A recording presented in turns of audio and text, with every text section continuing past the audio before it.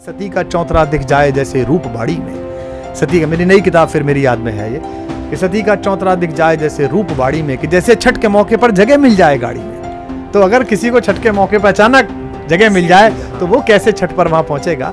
लेकिन भारत की संस्कृति बिहार के उस कोने से पूरे विश्व को ये समझा रही है कि जो हमारे लिए जले हैं, जो हमारे लिए तपे हैं, आज वो अगर नहीं है या आज वो काल के अंधकार में समा रहे हैं, तब भी वो हमारे प्रणाम के योग्य हैं।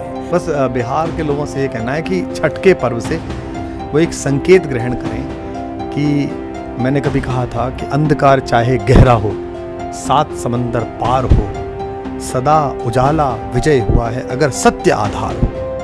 प्रणाम, बिहार तक देख रहे हैं आप और हम हैं ऋषिराज। आज हमारे साथ हैं हिंदी की कविताओं को एक नया आसमान देने वाले कुमार विश्वास जी। कुमार विश्वास जी, बिहार तक पर आपका बहुत स्वागत है। बिहार में आपके चाहने वाले बहुत लोग हैं और आपकी कविताओं तो मैं जब आ रहा था आपसे मिलने के लिए तब मैं जिक्र कर रहा था कि आपकी जो कविताएं हैं वो तब वायरल हुई जब 3GP के क्वालिटी के वीडियो हुआ करते थे। उस वक्त वायरल हो जाना पूरी दुनिया में, लोगों ने कोई दीवाना कहता है से पहचाना। तो इस तरह उस वक्त का फेम और एक वो बड़ा पदवी हो जाना अब आज के दौर में। बिहार में आपके चाहने वाले लोग बहुत हैं, छठ का पर्व भी है। आपने देखा होगा कि कैसे धीरे धीरे लोकल से ग्लोबल हो गया छठ, उस पर क्या कहेंगे आप? देखिए, पहली बात तो यह है कि अब केवल बिहार का पर्व नहीं है छठ, अब पूरे विश्व का पर्व है। और जो छठ पर्व है उसकी मान्यताओं में जो प्रतीक शास्त्र है वो ग्लोबल है। जिस इको एक्सेप्टेबिलिटी को आज पूरा विश्व कह रहा है कि इस पर्यावरण में, इकोलॉजी में जो कुछ भी है उसे एक्सेप्ट करिए, उसको रिसाइकिल करिए, उसको वहाँ पहुँचाइए। छठ के इस महात्म्य ने, छठ के इस प्रयोग ने हजारों वर्षों पहले हमारे ऋषियों ने कह दिया था। कथा इतनी है कि राजा प्रियव्रत और मालिनी जो हैं उन्होंने पुत्रेष्टि यज्ञ कराया महर्षि कश्यप से। उन्होंने एक खीर खाने के लिए दी, उनसे पुत्र तो पैदा हुआ पर उसमें शरीर नहीं, जान नहीं थी, उसमें वो जीवन नहीं था। तो उस समय सृष्टि के छठे भाग की स्वामिनी छठी देवी, षष्ठी देवी प्रकट हुई। उन्होंने अपने स्पर्श से उसे जीवित किया और उस समय से चलने लगा। इसमें कथा ये भी है कि भारतेश्वरी और मिथिला की राजकुमारी, हमारी माँ अयोध्या की कुलवधू सीता जो है वो राजसूय यज्ञ के लिए वहाँ पर जो शुरू में यज्ञ होना है उसके लिए मगधल ऋषि ने उनको बुलाया पति सहित, और मुंगेर के पास उनके चरण वहाँ स्थापित भी हैं। वो कथा यह भी है कि द्रौपदी ने भी ये व्रत रखा। अलग अलग प्रकार की कथाएं हैं। कथा यह भी है कि जब देवासुर संग्राम में देवता पराजित हो गए तो माता अदिति के माध्यम से भी ये कथा आगे चलती है। लेकिन मेरा जो विशेष मन है वो कथा में नहीं है, मेरा इसके उद्देश्य में है। जैसे पूरी दुनिया उगते हुए सूरज को प्रणाम करती है, यानी कि जो लोग बड़े हो रहे हैं, जिनके पास शक्ति है, सामर्थ्य है, उनको प्रणाम करती है।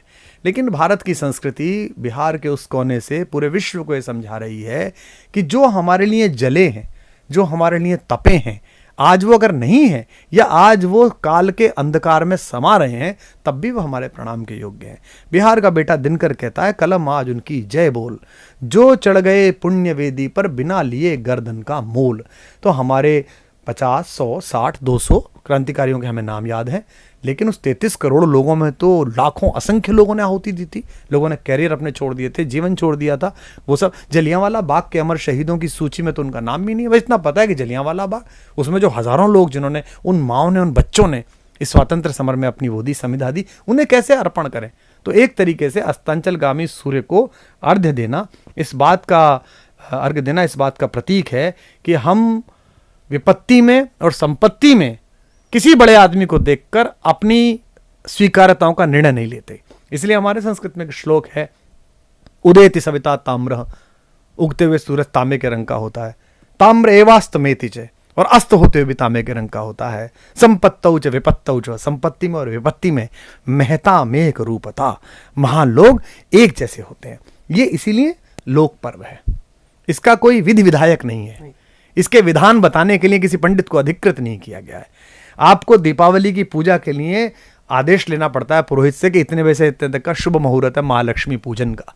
आपको होलिका दहन के लिए बाकायदा आदेश मिलता है कि इतने बजे से इतने बजे तक होलिका दहन का सही शुभ मुहूर्त है, इस समय होलिका दहन करिए। इस लोक पर्व में कोई आपके लिए आदेश नहीं है। गंगा आपकी है, सूर्य आपका है, ये बांस की बहंगिया आपकी है जो लचकत जा रही है, ये केले का पत्ता आपका है और आमंत्रण आपका है। अब आपको पृथ्वी के सबसे नाजुक चीज पर, पृथ्वी की सबसे अधिक प्रखर एलिमेंट को आमंत्रित करना है। यानी कि आपकी पात्रता होनी चाहिए बस। केले का पत्ता भी अगर आपका मन है, आपकी आत्मा है, तो दुनिया के किसी भी तेज को वो स्वीकार कर लेगा। जिनको ये लगता हो जैसे अब माइटी 30 का चल रहा है बिहार से, या बिहार के बेटे आकर, दरअसल बिहार या पूर्वी उत्तर प्रदेश बेसिकली एक स्टेटमेंट है देसीपन का। ये जो ग्लोबल वैश्वीकरण हुआ अंग्रेजी वालों का वेल यू नो वाला, इसके खिलाफ एक स्टेटमेंट है कि हमारे अंदर क्षमता है, हमारे अंदर प्रतिभा है, पर हमारा उच्चारण देसी रहेगा, हमारा खान पान देसी रहेगा, हमारे जो वस्त्र विन्यास है वो उसी प्रकार का रहेगा, और इसकी कोई आवश्यकता नहीं है, बाहरी आवरण है। हम अंदर से जो हैं वो शक्तिशाली हैं, हमारे अंदर वो साधना का तत्व है जो साध्य तक पहुंचने के लिए होगा, उसमें साधन फिर कैसा भी हो। तो ये एक पर्व इसीलिए लोक महापर्व भी है और इसलिए लोक पर्व भी है। अच्छा, चूंकि कवि मन है आपका, आप हर चीज में रचना ढूंढते होंगे, और तो जब आप बिहार देखते हैं, बिहार को समझते हैं, छठ को लेकर एक भीड़ जब जाती है, एक रैला जाता है कि कुछ भी हो जाए मैं पूरे साल कहीं भी रहूं, छठ पर घर जरूर पहुंच जाना है, उसको लेकर जब आप देखते हैं तो आपके कवि मन में क्या कैसी भावनाएं आती हैं? देखिए, पहली बात तो क्या है कि बिहार के लोगों ने पूरी दुनिया में विपरीत परिस्थितियों के बावजूद स्वयं को प्रमाणित किया है। अगर मैं ये कहूं कि पंजाब से जो लोग आए थे, बम्बई तक गए थे, या माइग्रेशन के बाद जो हमारे लोग आए और उन्होंने पूरे भारत में यात्रा की और स्वयं को प्रमाणित कराया, तो ये उनकी शक्ति थी। लेकिन वो अधिकांशतः समृद्ध लोग थे, ऐसे लोग थे जो अपने यहाँ लाहौर में, सियालकोट में, सरगोधा में, पेशावर में अच्छी हैसियत के लोग थे। जैसे एक ही गली के 3 लोग दिल्ली आए, बॉम्बे आए, देवानंद साहब, दिलीप कुमार साहब और राज कपूर साहब। पेशावर की एक ही गली के तीनों लड़के हैं और तीनों ने आकर स्वयं को शक्तिशाली सिद्ध किया। लेकिन जब बिहार से नरकटियागंज से एक लड़का चलता है, पंकज त्रिपाठी, जब एक मनोज वाजपेयी चलता है, जब एक प्रकाश झा चलते हैं, जब एक शत्रुघ्न सिन्हा चलते हैं, जब ये लोग बंबई पहुंचते हैं, तो इनकी यात्रा का मान उन महान अभिनेताओं की यात्रा से कम नहीं है। वो ऐसी स्थिति में आए थे कि स्वयं को प्रमाणित करवा सकते थे। ये वहां से आए हैं जिस जगह के बारे में ये सोचा जा रहा है कि यहां से तो नहीं होगा एक समय काल के बाद। हालांकि उजाला वहीं से निकला है, सारे देवताओं की हमारे यात्रा वहाँ से प्रारंभ हुई है, हमारे ज्ञान के स्रोत वहीं से प्रारंभ हुए।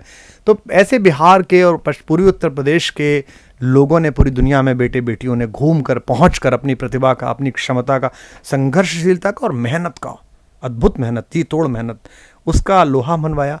चाहे वो फिल्में थीं, चाहे वो ब्रॉडकास्टिंग हाउसेस थे, चाहे वो कविता, साहित्य, कहानी, मतलब एक समय तो ऐसा हो गया कि वहाँ के अलावा कुछ निकले नहीं। नागार्जुन आ रहे हैं तो वहीं से आ रहे हैं, और आरसी प्रसाद सिंह आ रहे हैं तो वहीं से आ रहे हैं, दिनकर आ रहे हैं तो वहीं से आ रहे हैं, रेणु आ रहे हैं तो वहीं से आ रहे हैं। और आज की तिथि में भी हमारे बहुत प्रिय कवियों में से वहाँ बहुत सारे कवि हैं, अरुण कमल जी और तमाम लोग हैं। तो बिहार के लोगों ने पूरी दुनिया में अपना लोहा मनवाया, और जब वो वहाँ गए तो वो अपना लिट्टी चोखा भी लेकर गए, अपना छठ भी लेकर गए। इसलिए जर्मनी के तटों से भी छठ के दृश्य आते हैं, इसलिए अमेरिका से भी आते हैं, इसलिए ऑस्ट्रेलिया से आते हैं। और जिस महाराष्ट्र के कुछ जगहों पर निहित राजनीति के कारण विरोध था बिहार का और पूर्वी उत्तर प्रदेश का, वहाँ आज देखिए वही सरकार, वही लोग, उसी दल के लोग व्यवस्था बनाते हैं। मैं हिंडन के किनारे रहता हूँ, जब मैं छठ में देखता हूँ तो इस हिंडन के किनारे पर ऑटो में भर के आए हुए, बसों में भर के आए हुए लोग भी हैं, और 1.5 करोड़ की गाड़ी से उतरे हुए लोग भी हैं। सब बराबर है, और सब बराबर उसी जल में उसी तरीके से सूर्य की तरफ खड़े हुए हैं। तो वो जो सूर्य का समाजवाद है, जो सूर्य का साम्यवाद है, वो इस पर्व में दिखाई देता है। और जिस तरह से भर के जाते थे, मेरे ऐसे बहुत सारे दोस्त हैं जो पहले जनरल क्लास में जाते थे, आज से 20-25 साल पहले, जब मैं विश्वविद्यालय सेवा में पढ़ता था यहाँ पर। उसके बाद मैं पढ़ाने लगा, मैं असिस्टेंट प्रोफेसर हुआ, फिर मैं आंदोलन में आया, कवि हुआ। अब वो भी उन्होंने प्रगति की, उनके पास स्कूटर आया, गाड़ी आई, बड़ी गाड़ी आ गई है। उनमें से कई लोग तो चार्टर लेके जाते हैं छठ मनाने के लिए, कई बिजनेस क्लास से जाते हैं, कई बोगियाँ। लेकिन उनके उत्साह में, बचपने में वो कोई कमी नहीं है, वही बचपना है, वही आतुरता है पहुँचने की। तो मेरी एक कविता है कि तुम्हारा फ़ोन आया है, तुम्हारा फ़ोन आया। अगर मेरा फ़ोन जाए उसके लिए जिससे मैंने कभी प्रेम किया, तो उसे कैसा लगेगा। तो उसमें मैंने बहुत सारे प्रतीक दिए हैं कि कैसे कैसे उसको लगेगा। तो उसमें एक लाइन है कि सती का चौतरा दिख जाए जैसे रूप बाड़ी में। सती का, मेरी नई किताब फिर मेरी याद में है ये, कि सती का चौतरा दिख जाए जैसे रूप बाड़ी में, कि जैसे छठ के मौके पर जगह मिल जाए गाड़ी में। तो अगर किसी को छठ के मौके पर अचानक जगह मिल जाए तो वो कैसे छठ पर वहां पहुंचेगा। इसीलिए लोक पर्व है, इसीलिए छठ जो है वो आंतरिक शुचिता का, आंतरिक तपस्या का, विपरीत परिस्थिति में भी अपने साधन को एकग्रीभूत करके खड़े रहने का, 1 दिन का नहीं है, 2 दिन का नहीं है, 3 दिन का नहीं है, 4 दिन की साधना है। इसीलिए अंदर से भी मजबूत करती है और आत्मा को भी मजबूत करती है। अच्छा, आखिर में बिल्कुल हम हैं, चूंकि आपने जिक्र लिट्टी चोखा का भी कर दिया और आपके चाहने वालों की तादाद भी बहुत तायत संख्या में है। बिहार, झारखंड जैसे राज्यों में आपको चाहने वालों की कमी नहीं है। तो एक तो मेरा पहला सवाल कि लिट्टी चोखा आपको कैसा लगता है, और दूसरा कि आप अपने फैंस को क्या कहना चाहेंगे। देखिए, पहली बात तो ये लिट्टी चोखा न केवल मेरा फेवरेट है, बल्कि मेरी राजस्थानी पत्नी और मेरी जो बेटी है, मतलब अगली जनरेशन जो उसका बड़ा फेवरेट है। तो बहुतायत में ये होता है कि हमारे घर में तो बनता ही है, लेकिन कई बार कई ऐसे बिहार के मित्र हैं, मैं उनका नाम नहीं लूँगा क्योंकि कुछ राजनीतिक भी हैं, कुछ पत्रकार भी हैं, कुछ एक्टर भी हैं और अलग अलग क्षेत्रों के लोग हैं। वो कई बार मिलने आते हैं तो हम पूरी बेशर्मी के साथ उनसे ये कह देते हैं, भैया ये किचन है, ये सामान है और तुम बनाओ। और हमें अक्सर इस बात पे आश्चर्य होता है कि हमारे कुक जो इतने स्पेशलाइज्ड हैं, इतने दिनों से काम कर रहे हैं, हमारे परिवार के लोग भी पूर्वी उत्तर प्रदेश के, पता नहीं वो जो चोखे में से महक है तेल की, वो ऐसी कैसे नहीं पैदा करवा पाते जो बिहार का एक सामान्य आदमी आके करके रख देता है। तो फिर हमारे यहाँ होता है कि जो आज लिट्टी चोखा बन गया है वो सुबह तो खाया ही जाएगा, फिर उसको रख लिया जाएगा कि शाम को भी खाया जाएगा। तो आसपास अब तो लिट्टी चोखे के सेंटर भी खुल गए हैं, पर वो इतना बढ़िया कई बार नहीं बना पाते हैं। बिहार यात्रा में तो आवश्यक रूप से खाया जाता है। मतलब अगर बिहार में मैं कवि सम्मेलनों की सीरीज़ में हूँ तो ये तय है कि दिन में एक बार लिट्टी चोखा खाया जाएगा। तो बिहार, मुझे कभी ऐसा लगता ही नहीं कि हम उत्तर प्रदेश और बिहार जो हैं वो अलग अलग संस्कृतियों में हैं। और मेरे लिए तो बिहार सदा से पूर्वजों का गांव है। मैं जब ट्रेन से जाता था तो मैं पूरे रास्ते बनारस के बाद जग जाता था सिर्फ इस काम के लिए। पूर्वा एक्सप्रेस जाती थी और बहुत सारी ट्रेन जाती थी कि मुझे सिमरिया घाट स्टेशन देखना होता था। वहाँ गाड़ी रुकती नहीं थी, वहाँ से जाती थी। वो आपको पता हो राजेंद्र प्रसाद पुल है, उसके ऊपर से गाड़ी जाती थी। सुबह का वक्त होता था, मुझे आज भी याद है 4:30-5 बजे। अब तुम जहाज़ से जाने लगे, चार्टर से जाने लगे। उस समय बड़ा रोमांच होता था केवल यही सोच के कि इसी घाट पे दिनकर उतरते होंगे। मैं मतलब जब जाता था तो गोमो में वो लिखा देखता था कि यहाँ पर नेताजी सुभाष ने ट्रेन बदली थी। तो मेरी खिड़की की तरफ किधर भी सीट हो, उतर के मैं उस आदमी से परमिशन लेके बैठ जाता था कि इधर बैठ के वो देखना है। उस स्टेशन का नाम भी नेताजी सुभाष चंद्र बोस जंक्शन। हाँ, ये मुझे नई सूचना लगी। देखिए, मुझे रोमांच आया सोच के भी कि मैं जब शुरुआती दौर में जब एक साथ हुआ करते थे तो कतरास में, धनबाद में गौशाला के प्रोग्राम करने के लिए, भागलपुर में मारवाड़ी समाज का प्रोग्राम करने के लिए, और आप समझिए कि सीतामढ़ी में गौशाला का प्रोग्राम करने के लिए मैंने बहुत छोटी छोटी जगहों पर, वहाँ मतलब जो बहुत प्रासंगिक नहीं थी, उन जगहों पर मैंने जब कार्यक्रम किए। तो इस पूरी यात्रा में तो एक तरह से मूलतः बिहारी लोगों ने भी शायद इतना बिहार नहीं घूमा है जितना मैंने बिहार हर तरह से घूमा है, छोटे साधनों से लेके बड़े साधनों तक। अच्छा, आखिर में 2 पंक्तियां, ऐसी पंक्तियां जो आप अपने चाहने वालों को डेडिकेट करना चाहेंगे, जो लोग लगातार आपको सुनते रहते हैं। डिजिटल में तो खैर कुमार विश्वास की शायरियां, कविताएं एक अलग क्रांति लेकर आई हैं, तो अपने चाहने वालों को की मन में ऐसी पंक्ति जो आप कभी सोचते हो कि भाई ये वाला तो इन लोगों को सुनाऊंगा मैं कभी।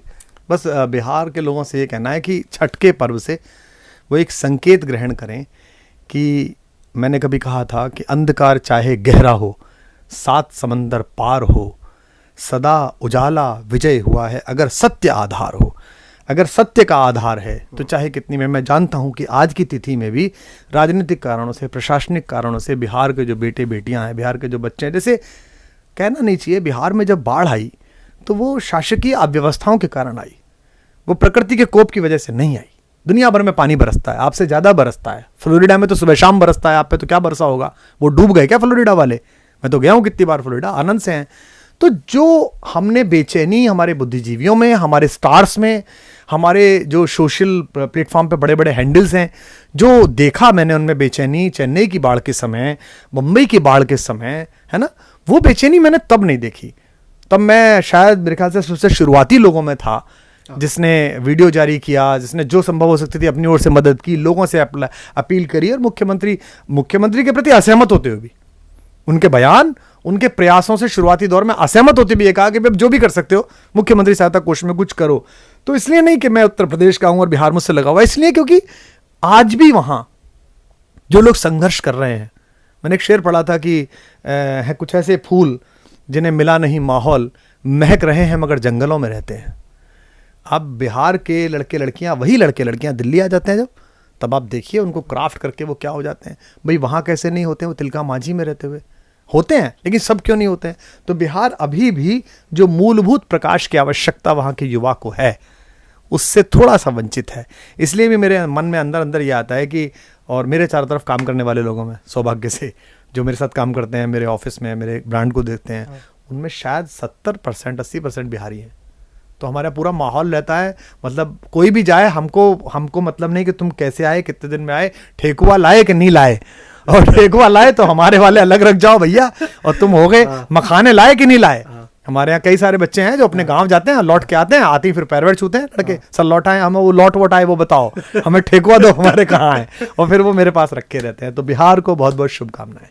तो ये थे कविराज कुमार विश्वास जी। मुझे उम्मीद है कि ये जब बातचीत आप देख रहे होंगे तो उसके बाद आप जरूर ये कमेंट बॉक्स में लिखेंगे कि भाई दोबारा बुलाओ, और बतकही जो है, जो हमारे यहाँ बातचीत कही जाती है, वो कम से कम आधे 1 घंटे की हो। ढाका इलाका बिना बतकही के कैसे हो जाएगा। तो देखते रहिए बिहार तक।